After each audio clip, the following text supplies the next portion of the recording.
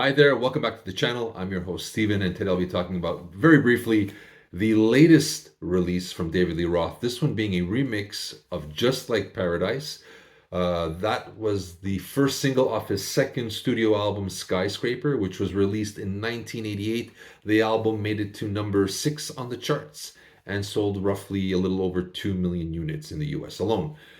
Um, at first listen, didn't hear too much of a difference, but as I really started paying attention to it the second time around, the vocals are the same from the 1988 release. That hasn't changed. I think the guitars are a little bit more predominant.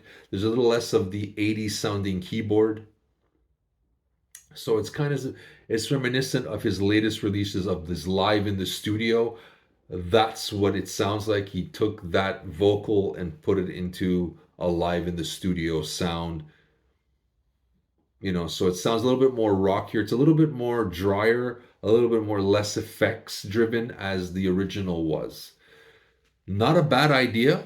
If you didn't like that time, I know a lot of people didn't like his second album because it was too poppy, too keyboardish. And David Lee Roth was from the mighty Van Halen, but if you remember, he did Jump, which was very keyboard oriented. So I didn't see what the big deal. It wasn't a major leap, or I didn't scratch my going, oh my God, he's made a left turn. No, he's done pop before with Van Halen. Jump is poppy. Um, why you had to remix it? It's David Lee Roth. Who knows sometimes?